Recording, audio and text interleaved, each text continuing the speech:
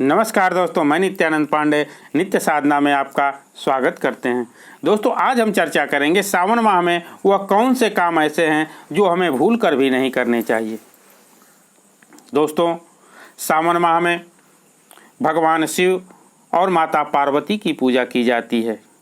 जैसा कि आप जानते भी होंगे, श्रावण मास भगवान शिव को समर्पित है।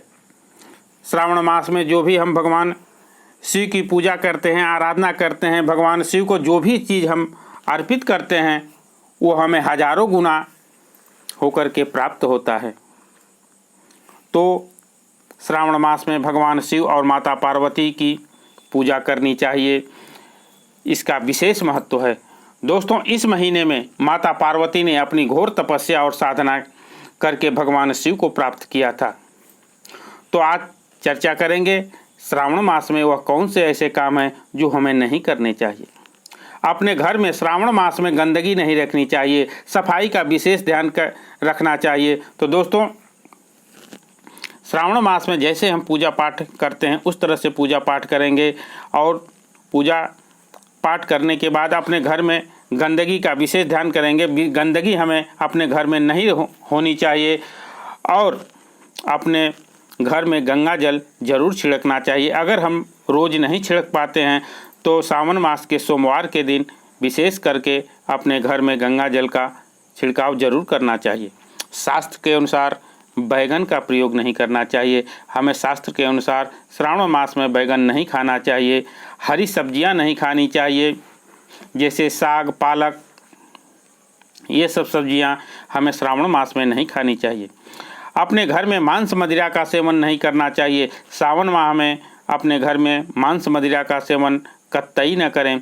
अगर हम पूजा पाठ करते हैं या नहीं करते हैं, व्रत नहीं भी करते हैं, तो अपने घर में पूजा पाठ अगर करते हैं या नहीं करते हैं तो मांस मदिरा का सेवन कतई न करें। दोस्तों, हरे वृक्ष को नहीं काटना चाहिए। कम से कम अपने परिवार के सदस्यों के बराबर वृक्ष लगाना चाहिए। श्रावण मास में आपको हरे वृक्ष कतई नहीं काटना चाहिए। दोस्तों, अगली बात बताना चाहूँगा, शिव जी को भूल कर भी हल्दी, कुमकुम, तुलसी दल नहीं अर्पित करना चाहिए। न ही जो उनके ऊपर शिवलिंग पर प्रसाद चढ़ाई जाती है वो नहीं खानी चाहिए और उनके प्रसाद में तुलसी दल नहीं डाला जाता है, इसका विशेष करके ध्यान देना चाहिए। हिंदू मान्यता के अनुसार दूध का सेवन हमें श्रावण मास में नहीं करना चाहिए। दोस्तों, एक छोटी सी और बात है, श्रावण मास में बहन, बड़े बुजुर्ग, गरीब, लाचार व्यक्ति एवं गुरु का अपमान नहीं करना चाहिए। बुरे विचार अपने मन में नहीं आने देना चाहिए। श्रावण मास में शिव परिवार की पूजा की जाती है। दोस्तों, अगली बात बताना चाहूँगा, श्रावण मास में सर्प को नहीं मारना चाहिए, न ही कष्ट देना चाहिए। सर्प भगवान शिव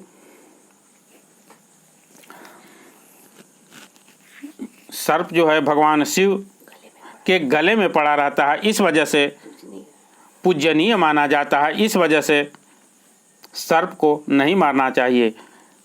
किसी भी गाय को, बैल को या पशु को श्रावण मास में नहीं मारना चाहिए। वैसे किसी भी समय नहीं मारना चाहिए। श्रावण मास में विशेष कर भी किसी भी पशु को कष्ट नहीं देना चाहिए। अगर गाय, बैल जो नंदी का रूप माना जाता है, अगर उसे हरा चारा खिलाते हैं, जल पिलाते हैं तो शिव जी प्रसन्न होते हैं और आपको मनोवांछित फल की प्राप्ति होती है।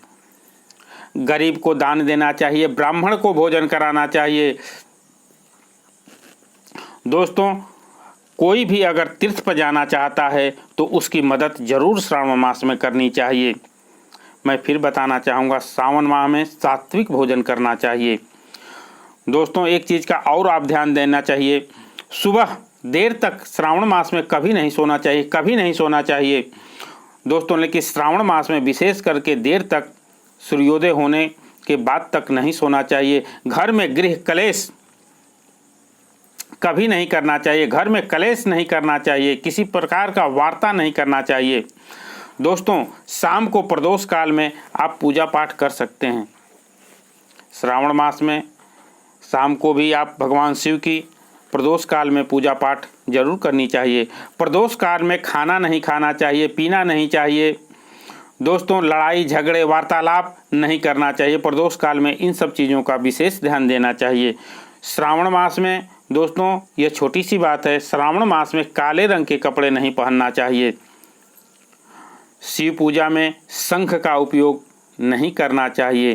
केतकी का पुष्प नहीं चढ़ाना चाहिए दोस्तों। और एक चीज़ बताना चाहूँगा, पैकेट वाला दूध कभी नहीं भगवान शिव को अर्पित करना चाहिए, क्योंकि वह शुद्ध नहीं होता है। या दूध को गर्म करके खौला करके कभी नहीं भगवान शिव को अर्पित करना चाहिए।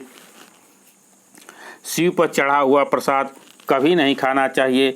एक आपको उपाय बताते हैं, अगर आंकड़े की रुई का अगर आप दीपक जलाते हैं, भगवान शिव के सामने अर्पित करते हैं, अगर केवल सोमवार के दिन, तो